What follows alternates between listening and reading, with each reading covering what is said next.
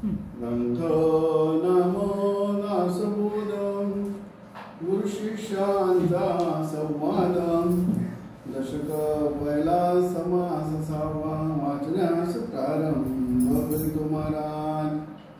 श्रोते स्तवन. श्री गणेशाय नमः. ओम सरस्वते नमः. ओम श्री सिद्धरामेश्वराय नमः. श्रीराम. आता वंदू श्रोते जनम भक्त ज्ञानी संत सज्जनम व्रत योगी गुणसंपन्न सत्यवादी. आता वंदू श्रोते जनम भक्त ज्ञानी संत सज्जन व्रत योगी गुणसंपन्न सत्यवादी. एक सत्वाचे सागर एक बुद्धीचे आगर एक श्रोते वैरागर नाना शब्दरत्नांचे जे नाना अर्थामृतांचे भोगते ये प्रसंगी वक्त्यांचे वक्ते नाना संशयाते छेदते निश्चय पुरुष याची धारणा अपार ये ईश्वराचे अवतार नातरी प्रत्यक्ष सरोवर बैसले जैसे हे ऋषीश्वरांची मंडळी शांत स्वरूप सत्वाकडे याचे निसभा मंडळी प्रमशोभा हृदय वेद गर्भविलसे मुखी सरस्वती विलसे साहित्य बोलते जैसे भासती देवगुरु ये पवित्रपणे वैनागर ये स्फुटीकरणाचे दिनकर याते पण दृष्टी समोर ब्रह्मांड नये जे अखंड सावधान त्या सत्करणाचे ज्ञान सर्व काळाभिमान आत्मज्ञानी राजाधिराज. जे अखंड सावधान या सत्करणाचे ज्ञान सर्व काळाभिमान आत्मज्ञानी याचे दृष्टी खालून गेले ऐसे काहीच नाही उरले पदार्थ मात्राचे लक्षणे म्हणे ज्याचे जे काही आठवावे येते त्यास पूजितावे येते काय अनुमानावे ज्ञाते पडे करुनी परंतु हे गुणग्राहिक म्हणून बोलतो निशेष भाग्य पुरुष काय सिद्ध नाही सदा सेवती दिव्याने फाटाकाने अवघाने तसेच माझी वचने पराकृते आपली शक्तीनुसार भावे पूजावा परमेश्वर परंतु पूजेने विचार कुठेच नाही. तैसा मी एक वागदुर्बळ श्रोते परमेश्वराची केवळ त्याची पूजा वाचार बळ करू पाहे. पित्ती नाही कळा नाही चातुर्य नाही प्रबंध नाही भक्ती ज्ञान वैराग्य नाही गौरता नाही ओचनाची. ऐसा माझा वागविलासा निसंशक बोलतो सावकाश भावाचा मुक्ता जगदीश म्हणून या. तुम्ही स्वते जगदीश मूर्ती तेथे माझी उत्पत्ती किती बुद्धिहीन अल्पमती सलगी करतो समर्थाचा पुत्र मूर्ख जगी परिसामंत असे त्यांच्या अंगी तुम्हा संतांची सलगी म्हणून करतो. राजा सन्ना सिद्धरामेश्वर महाराज की जय. समर्थांचा पुत्र मूर्ख जगी वरी सामर्थ असे त्याच्या अंगी तुम्हा संतांची सलगी म्हणून करीतो. रामदास महाराज यांना दशक पहिला समास सहावा श्रोते स्तवन बद्दल सांगितले. श्रोते आता श्रोता नसेल तर वक्ता कसं काय. विद्यार्थी आहे म्हणून शिक्षक आहे ना. घेणार आहे म्हणून देणार आहे की नाही. जर घेणारच नाही देणारच काय काम आहे. घेणारा कोण आहे. श्रोता म्हणजे ऐकणार ज्याला ज्ञानाची गरज आहे ज्याला ज्ञानाची भूक आहे ज्याला ज्ञानाची तहान आहे तो श्रोता आहे. श्रोता आहे म्हणून वक्ता आहे. वक्ता पूर्णच असतो म्हणून सांगितलं ओम पूर्णमिदं पूर्णात् पूर्णमुदच्यते पूर्णस्य पूर्णमादाय पूर्णमेवावशिष्यते. पण घेणार आहे, ज्ञान घेणार आहे. ज्ञान कुठलं? मी कोण? आपण जगाला ओळखतो, आपल्याला ओळखत नाही. जगाला ओळखतो पण हा असा आहे, तो तसा आहे, तो तसा आहे, तो तसा आहे. तुझं काय? तुझं काय? तुझी ओळख काय? माहिती. इकडे आपली ओळख जाणून घेण्याची ज्याची इच्छा आहे, तहान आहे, भूक आहे, तो श्रोता आहे. श्रोता आहे म्हणून तो ज्ञान जगणार की नाही. जसं विद्यार्थी आहे म्हणून शिक्षक आहे की नाही. विद्यार्थ्यानंतर शिक्षकाचं काय काम आहे? कोणाला शिकवणार तो? म्हणून भक्त आहे म्हणून देव आहे. श्रोता आहे म्हणून काय आहे? वक्ता आहे. गुरु शिष्यांचा संवाद म्हटले नाही. ग्रंथ नाम दासबोध गुरु शिष्यांचा संवाद. गुरु आणि शिष्य यांच्या संवादातून ज्ञान दिलं जातं. ज्ञान दिलं जातं. कुठलं ज्ञान? आपण कोण? आणि सगळं देव दानव मानव चारी खाणी चारी वाणी दिवस लक्ष 84 योनी काय का बोललास वरल्या रंगा सगळे वरल्या रंगाला बोललेले आहेत की नाही. आपली ओळख काय? मी दत्तात्रय हरिश्चंद्र पाटील बस. हे कोणी नाव दिलेलं? माझ्या आई वडिलांना दिलेलं नाव. त्याने कसं नाव शोधलं? ते दत्तात्रय नाव. का? तो देवाचं नाव आहे. देवाचं नाव आहे ना म्हणून दत्तात्रय नाव. त्या निमित्ताने देवाचं नामस्मरण घे. मुलाला हाक मारता मारता मारता देवाचं नामस्मरण घे. पण हे कसं आहे? नाव सोनूबाई हाती कतलाचा वाळ. नाव सोनूबाई आहे. हातात काय नाही. हाती कतलाचा वाळ. पूर्वी नाव लोक नाव अशी ठेवायची. देवाचेच नाव ठेवायचे. पण ज्याचं नाव ठेवलंय देवाचं त्याला देवाचं माहित नाही. तर आई वडील काय शिक्षण देतात तुम्हाला? मोठा हो, शिक्षण कर, स्वतःच्या पायावर उभा राहा, लग्न कर आणि माझ्यासारखा होणार. कारण आई वडील काय शिकलं तेच ना. आई वडील काय शिकले? त्यांनी लग्न केलं, कमवायला शिकले, लग्न केलं, मुलाबाळांना वाढवलं, मुलाबाळांना शिक्षण दिलं. ते स्वतः संसारात तसे मुलांना संसारात करून अविद्या गुरु म्हणतात त्याला. अविद्या म्हणजे आई वडील सुद्धा अविद्या गुरु आहेत. सद्विद्या गुरु नाही. ते सद्वस्तू ते दाखवत नाही. सद्वस्तू दाखवणारा तो सद्गुरु. तो कसा मिळतो आपल्याला? तो कसा मिळतो? दासबोध मध्ये सांगितलंय जेव्हा आपण एखादा कर्म करतो तेव्हा बहिर्मन तो कर्म करायला लावतो. ज्ञान पाच ज्ञानेंद्रिय पास करणे ज्ञाना. तो कर्म विषयाच्या अधीन राहून आपण करतो. बरोबर आहे की चूक आहे माहित नाही. कारण मन विषयी आहे. त्याला विषय सुखच आवडतो. मग अंतर्मन ठरवतो हे बरोबर आहे की चूक आहे. जर अंतर्मनाच्या दृष्टीने जर ते बरोबर असेल तर पुण्य होतं.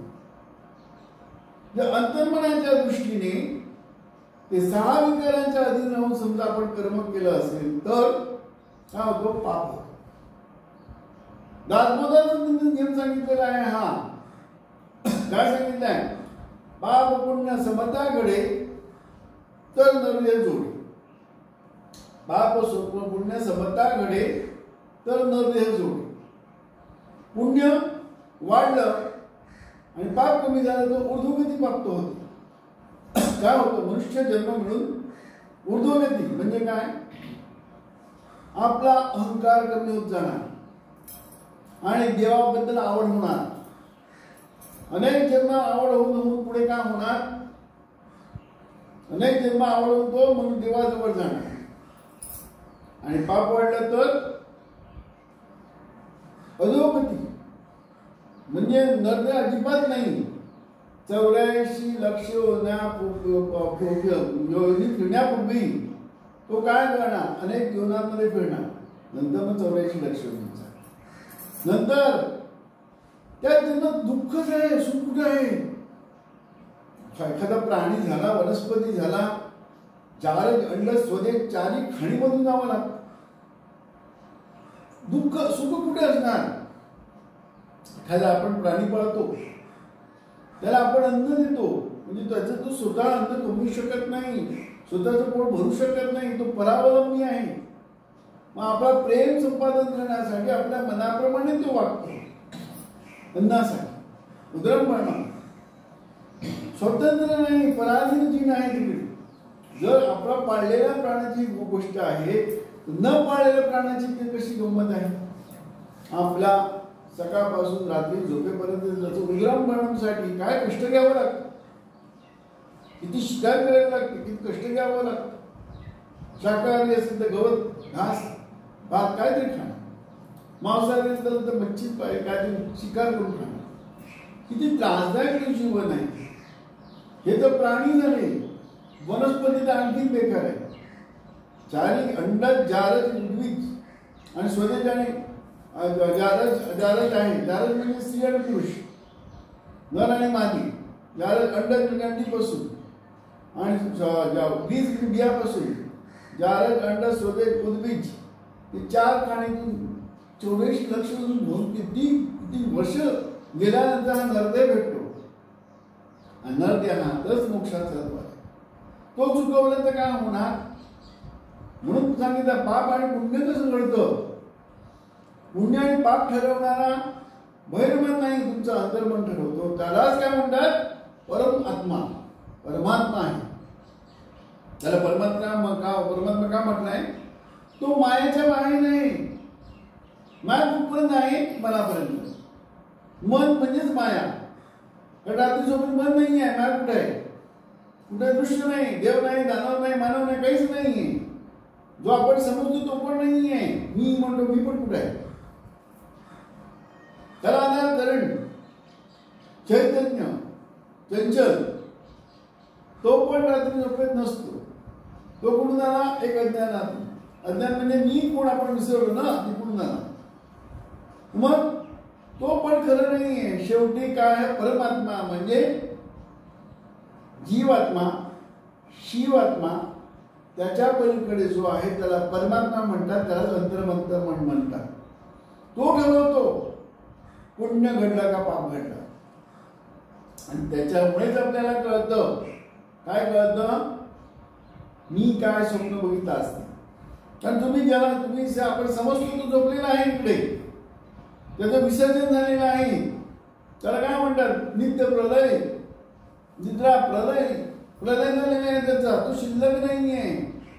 पण तो नसताना आपण जे काही स्वप्नात बनतो त्याचा साक्षीत्व परमात्मा, अंतरात्मा, त्याला काय म्हणतात? अंतःकरण, बहिर्मन, अंतर्मन, तोच तो सदोदित आहे. तो कधी झोपत नाही, कधी जागत नाही. तो अंतर्मन कधी झोपत नाही, कधी जागत नाही.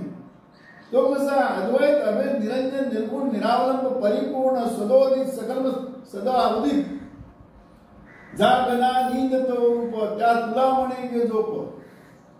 त्याचं काय काम आहे? जे आपण काय बनलोय ना, भ्रमणो सकाळ जना, मी देव आहे, मी ध्यास राहू शकत नाही, हो जो भ्रम आहे जीवात्म्याला, मनाला, त्या मनाच्या आधी राहून जे आपण कार्य करतो, म्हणजे जो आपला आरोप आहे मी देह आहे, मी देह आहे, मी देह आहे, त्याचा साक्षीत्व कोण करतो? परमात्मा. तो त्याचं साक्षीत्व करून बोलतो परमात्मा. त्याच्यामुळे ठरतं मी पाप केलं का पुण्य केलं. वेद शास्त्र पुराण नुसार कर्म केला, निषेध करणं कर्म काय म्हणतात ना ते नाही. प्रत्येक धर्माचे वेगवेगळे आहेत पुस्तकं, त्याच्यात म्हणजे हा पुण्य तो पाप. आता मुसलमान लोक काय करतात, गाय कापतात, ते पाप समजत नाही. तर हिंदू लोकांनी गाय कापली तर काय होतो, पाप झालं. म्हणजे प्रत्येक धर्माच्या कल्पना वेगळ्या आहेत. इकडे गुरुमार्गात कुठलाही धर्म नाही, एकच धर्म तो मानव धर्म. स्वतःला ओळखणं हा धर्म, मी कोण जाणणं हा धर्म आहे. त्याला काय म्हणतात, काय धम्म. स्वतःला ओळखणं, मी कोण. सगळ्यात आपण देवाला पण 33 कोटी देवांचे पुराण शास्त्र सगळं वाचून टाकतो. या देवाचा हा महिमा, त्या देवाचा ते महिमा. सगळ्या धर्मात हे सगळं काय काय सांगितलेलं आहे. स्वतःला ओळखणं, स्वतःची ओळख दाखवतो तो सद्गुरू. त्याच्या दृष्टीने पाप म्हणजे काय ना पुण्य म्हणजे काय. अंतर्मनाने जो ठरवतो की हा बरोबर आहे. तुमचं अंतर्मन कसं आहे, काय म्हणतात, निपक्ष आहे, मायेत नाही, तो मायाच्या पलीकडे आहे. तो ठरवतो हा पुण्य हा पाप. तर बैमन कसं आहे, विषयाच्या अधीन आहे, 6 विकारांच्या अधीन आहे. तो काय पण आपल्या विषय सुखासाठी करू शकतो. अंतर्मन तसं नाही. जे बरोबर आहे ते बरोबर आहे. तिकडे वेदशास्त्र पुराण नाही, 4 वेद पण नाही, 6 शास्त्र पण नाही, 18 पुराण पण चालत नाही तिकडे. तो ठरवतो. आपला अंतर चांगलं काम केलं, आपलं अंतर्मन सांगतो की नाही चांगलं काम केलं. आणि एखाद्याचं आपण नुकसान केलं विषयाच्या अधीन राहून, उदाहरणार्थ चोरी केली, लबाडी केली, खोटं बोललं, कोणाचं नुकसान केलं, तर तुमचं अंतर्मन म्हणतो चुकीचं केलंस. आणि चांगलं काम केलं असेल तर एखाद्याला तुम्ही मदत केली, एखादा मार्ग चुकला असेल तर सांगितलं बाबा मला हा मार्ग दाखवतो, हा मार्ग आहे सगळा मला माहिती, चांगलं काम. तुझं अंतर्मन ठरवतो सगळं. तुझं आहे तुझं पाहिजे, पण तू जागा चुकलास. तरी अभ्यासकडे आहे. पाप काय पुण्य काय अभ्यासकडे आहे, लाभ नाहीये. म्हणून पाप पुण्य समताकडे तर देह सुख. त्याच्यात पुण्य अधिक देवाकडे जाणार. जन्मोजन्मी आम्ही भोग पुण्य केले बघया विठ्ठले कृपा केली. जन्मापासून मरेपर्यंत आपण सगळं देहासाठी करतो. मुलं बाळ, संपत्ती, नोकरी, प्रतिष्ठा सगळं धुळीत जातं. आपण गेल्यानंतर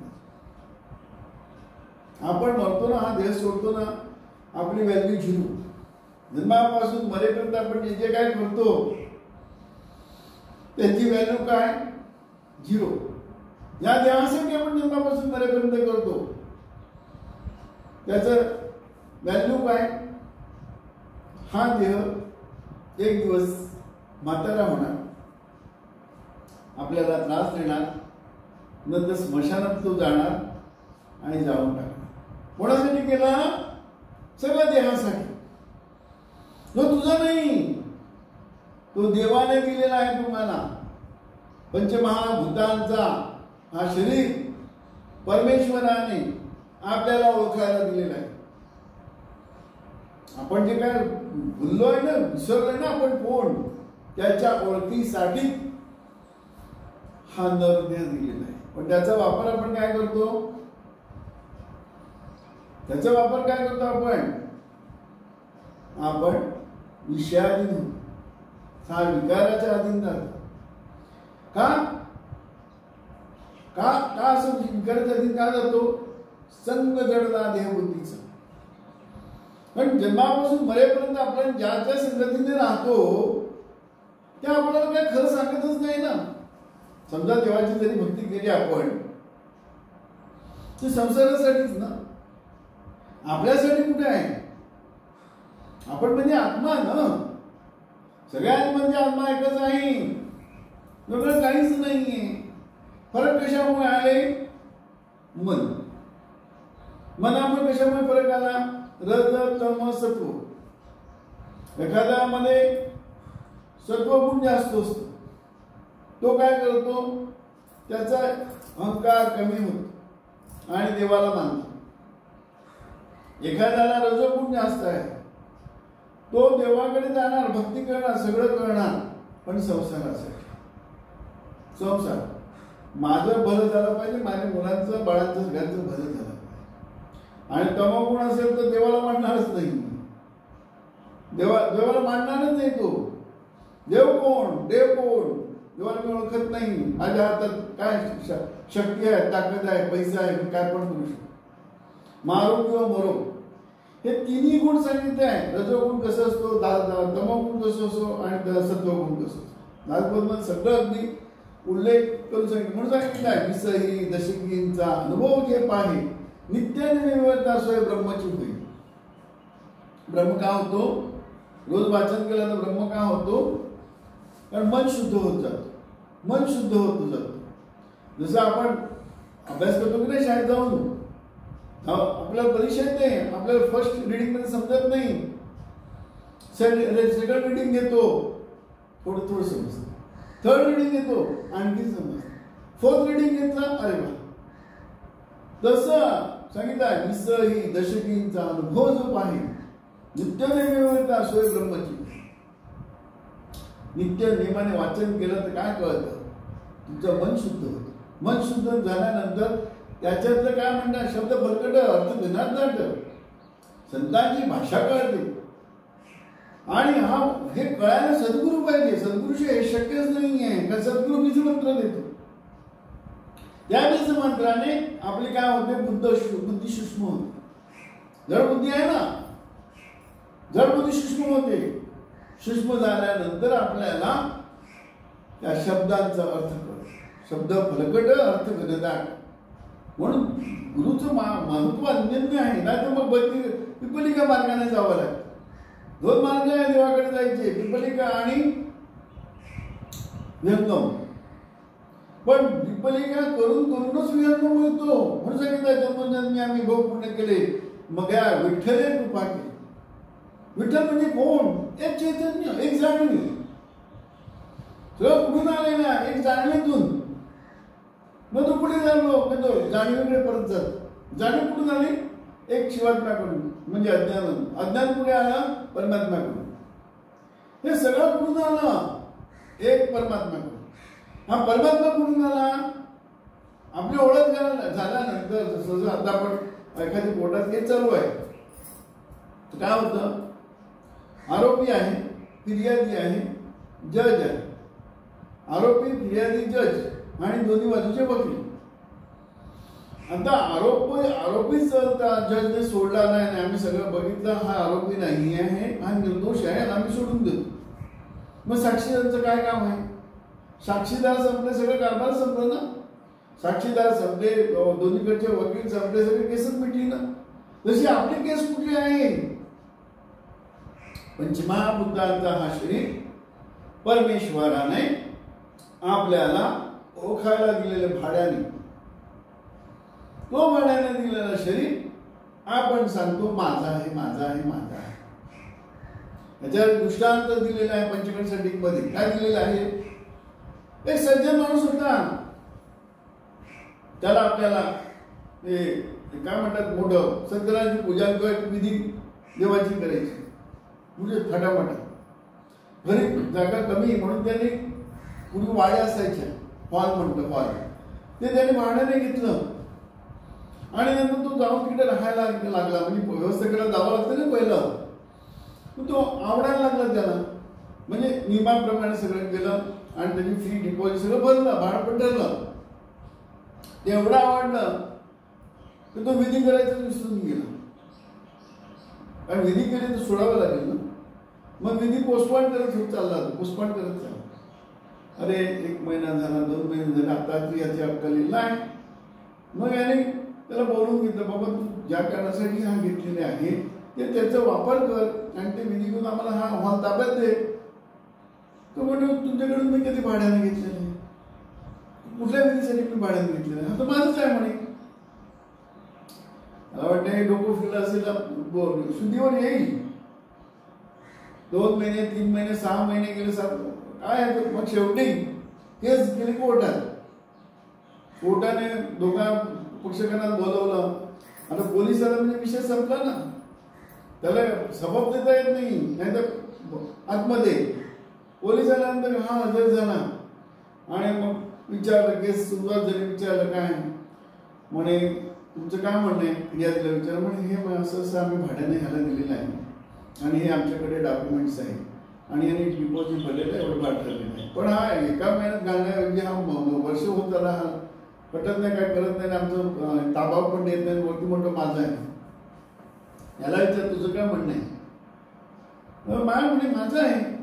कशावर, माझं आहे ना, मग तुझ्याकडे काय कागदपत्र वगैरे तुझं आहे, तू खरेदी केलेलं आहे का, काय केलेलं आहे का, काय त्यांच्याकडे ॲग्रीमेंट केलेलं आहे का, याला पैसे मोबदला दिला आहे का, असं काय घेत का. नाही नाही, माझ्याकडे कागदपत्र, मी सांगतो तोच कागदपत्र. मग जजने सांगितलं याला जेलमध्ये टाका. तर जेलमध्ये टाकल्यानंतर म्हणजे झाली म्हणजे सांगायचं तात्पर्य काय, जेव्हा मनुष्याचं आयुष्य संपतो तेव्हा शरीर काढून घेतला जातो आणि 84 लक्ष योगीच्या कैदेत निघून जातो. का माझं नाही ते माझं म्हणतो ना आपण. शरीर कोणाचं आहे, या शरीराला कोण चालवतो, या शरीराला, या शरीराला आपण झोपतो सगळं शरीर चालतो की नाही. आपण झोपतो आपल्याला कळत नाही, पण झोपल्यानंतर शरीर चालू असतो की नाही. श्वास चालतात, हृदय चालतो, सगळी यंत्रणा चालते, पचनाचं काम चालतं, सगळं चालतं. तुझ्याशिवाय तो आहे की नाही. आपल्याशिवाय आपल्यामध्ये देव आहे. फक्त ऐसे विवेकांची काम योग्यच भ्रमे बहुनी. सगळं म्हणतो माझं माझं. तुझं काय आहे, तुझं शरीर तुझं नाही आहे, श्वास तुझं नाही आहे. सद्गुरू भेटल्यावर हे आपलं काय, आपला जन्म कशासाठी आहे. सद्गुरू सांगतो तुझा जन्म कशाचा आहे. प्रश्न संसाराचा प्रारब्ध कर्मानुसार ते होणारच आहे, कुठे जाणार नाहीये. तुमचं लग्न होणार, संसार होणार, उदरम भरणं सगळं काय पाहिजे ते सगळं होणार. काय नाही होणार असं नाहीये. प्रारब्ध कर्म आहेच ना शेवटी. नाही म्हटलं तरी ते होणारच, फरक पडणार नाहीये. फक्त आपली देहबुद्धी जायला पाहिजे. 6 विकारांच्या अधीन सहज कर, देवाला अर्पण कर. कारण देवा शेवटी किती कमवलं, कोट्यावधी वजन माणूस कारखानदार असतो, कोणी असतो, मरणार की नाही. देवाचं शरीर देव काढून घेणार की नाही. पंचमहाभूतांचं शरीर त्यांनी दिलेलं भाड्याने, तो काढून घेणार की नाही. मग ते भाड्याने दिलेलं आहे, त्याचा वापर एक सत्यनारायणाची पूजा करायची आपल्याला. सत्यनारायण सर्वांमध्ये आहे, त्याला ओळखायचं आहे. मग काय होतं, देह जावं अथवा राहो पांडुरंग हे चित्ती राहो. तर देह गेला फरक पडत नाहीये, तो जाणारच आहे. जन्म घेणार, वाढणार आणि मरणार. मरणापूर्वी मरण ओळखायला असं पुरुष शिकवतो. मरण काय आहे ते, मरण काय जिवंत असताना. म्हणून सांगितलं तुकाराम महाराजाने, माझे मरण नाही पाहिले डोळा, पाहिला मुक्तीचा सोहळा. जिवंत असताना मरण कळलं पाहिजे. मृत्यू कुणाला आहे, मृत्यू कुणाला आहे. मृत्यू या स्थूल देहामुळे भासतो, तो भास आहे. मरतो कोण, जीवात्मा देह बनवतो. जीवात्मा असतो म्हणून माणूस मेल्यानंतर आपण त्याला श्रद्धांजली जातो. काय म्हणतो, अरे त्याला, त्याच्या आत्म्याला, तो आता इहलोकातून परलोकात गेलाय, मृत्यू लोकातून परलोकात गेलाय. त्याचा पुढचा प्रवास चांगला व्हायला आपण श्रद्धांजली वाहतो. म्हणजे तो जिवंत आहे ना, आपल्याला अनुभव नाही, पण श्रद्धांजली तर वाहतो की नाही. त्याच्या 11वा 12वा 13वा सगळं करतो की नाही आपण. 6 मासी वर्षी सगळं करतो की नाही. नंतर पित्रे म्हणून त्याला बोलवतो, पितृमोक्षण. जर पितृमोक्षण तू तसं तर काही जन्म घेत नाही तो. पण एक समजूत अज्ञानात सगळं कारभार आहे. म्हणून सद्गुरू सत्य दाखवतो. सत्य काय, तुझा देह नाही, तुझा देह म्हटल्यामुळे तुला जेलमध्ये जायला पाळी आली. हा देह तुझं नाहीये, कबूल कर, तुझा देह नाही. विचार कर, तुझा देह नाही. माझा देह आहे म्हणून तू काय आहे, जन्म मरणाच्या कैदेत अडकलेला, 84 लक्ष योगीच्या कैदेत अडकले. जन्म घेणं चांगला नाहीये. राजा असो रंग असो, जन्म घेणं चांगला नाहीये. सद्गुरू भेटल्यावर कर. गर्भवासापासून, बालपणपासून, तारुण्यापासून म्हातारपणापर्यंत आणि मेल्यानंतरही दुःख आहे. वेदे तापे पोळला, संसार दुःखे दुखावला, तोची अधिकारी परमार्थाचा. घेऊन नसताना दोन ताप भोगायचे आपल्याला, अधिदैविक, अधिभौतिक आणि आध्यात्मिक. दोन ताप भोगावे लागतात. त्याचा उल्लेख दासबोधमध्ये छान केलेला आहे. मेल्यानंतर तिसरा ताप आहे तो अधिदैविक. तो जीवात्मा भोगतोच. जिवंत असताना देहासही भोगतो, म्हणजे स्थूल देहासही भोगतो, आणि मेल्यानंतर हा सूक्ष्म देहाचा भोग आहे अधिदैविक. तसं अधिदैविक ताप आहे. तीन ताप आहे जे पोळला पाहिजे. नको नको नको, मला जन्मच नको.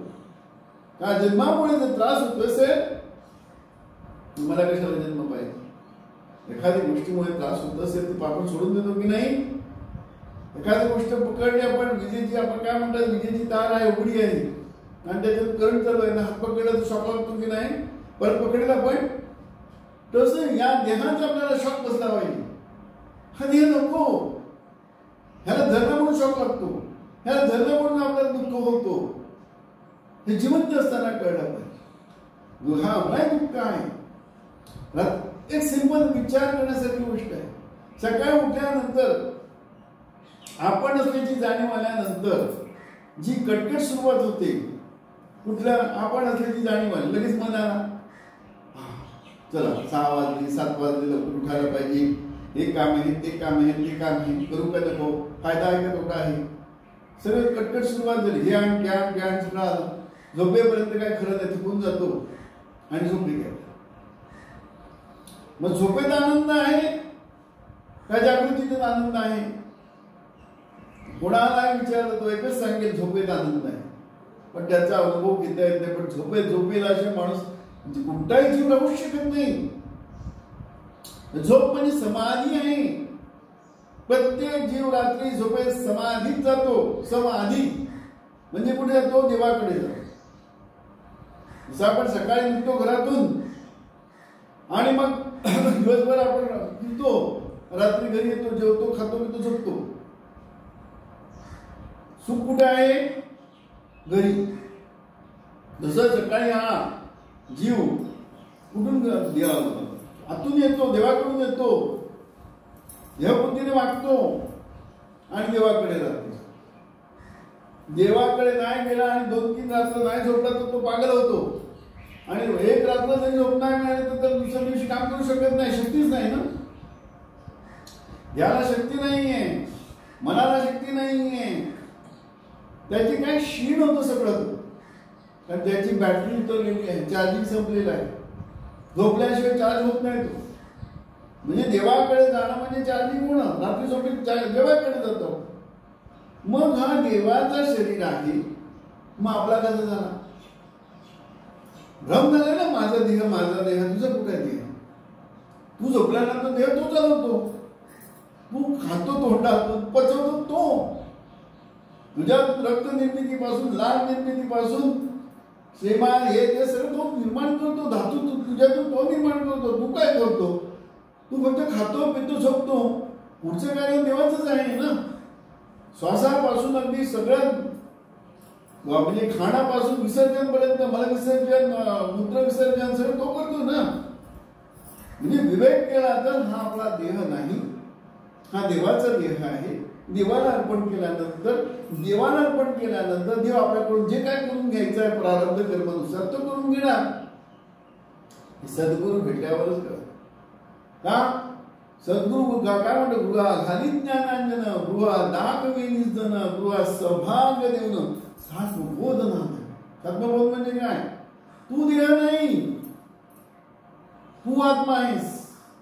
तुला जन्म नाही, तुला मरण नाही. जन्मातो तुझी जाण ही ओळख सद्गुरू देतो. म्हणून सद्गुरूला काय आहे, अनंत महत्व आहे. आई बाबांपेक्षा उच्च श्रेणी म्हटलं, मी शेवटची देवांपेक्षा उच्च श्रेणी म्हटलं का. देव कशा आहे, देव पण विषयाच्या अधीन आहे, ते पण देहाधीन आहे. सूक्ष्म देहाशिवाय ते पण काय करू शकत नाही. आणि हे देहाच्या पलीकडे सद्गुरू. आता सद्गुरु वर्णविना कल्पना कल्पू शकना, कल्पनाच्या पलीकडे आहे ते सद्गुरु आपल्याला दाखवतो. सदवस्तू तू दाखवितो तो सद्गुरु. आईचा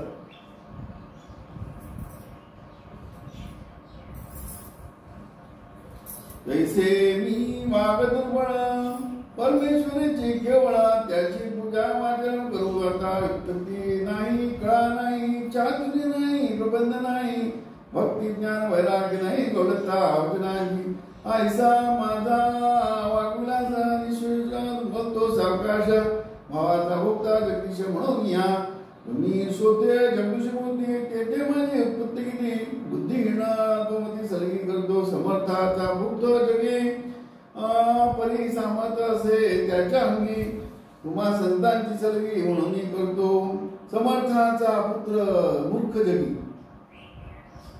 समर्थाचा पुत्र मूर्ख जगी परी समर्थ असे त्याच्या अंगी. तुम्हा संतांची सलगी म्हणून करतो. वक्ता म्हणतो स्वतःला काय सांगतो, समर्थाचा पुत्र मूर्ख जगी. म्हणजे स्वतःला त्यांनी मूर्ख म्हणून घेतलाय. म्हणून सांगितलं जगात विषयाच्या अंतरिक्षा म्हणा सदा ब्रह्मी जाणारी मूर्ख. जगाच्या दृष्टीने तो मूर्ख आहे, पण सतत कशामध्ये आहे. समर्थाचा पुत्र मूर्ख जगी परी सामर्थ्य असे त्यांच्या अंगी. का तो देवाला जवळ होता, त्याला देवाला ओळखायची काय आहे गोडी लागलेली. पुढे सांगितलंय समर्थांचा पुत्र मूर्ख जगी परी सामर्थ्य असे त्यांच्या अंगी. तुम्हा संतांची सलगी म्हणून करीतो. म्हणजे जो वक्ता आहे त्याला काय म्हणतात, त्याला ऐकणारे मी श्रोते भेटले त्याचं ज्ञान वाढतो की नाही, त्याची काय म्हणतात ना देवाबद्दल बोलण्याचं सातत्य भक्ती वाढते की नाही. म्हणून सांगितलंय समर्थांचा पुत्र मूर्ख जगी परी सामर्थ्य असे त्यांच्या अंगी. तुम्हा संतांची सलगी म्हणून करतो. राजा मात्रा सद्गुणा सिद्धरामेश्वरा राजा सद्गुणा व्यवसाय महाराज राजा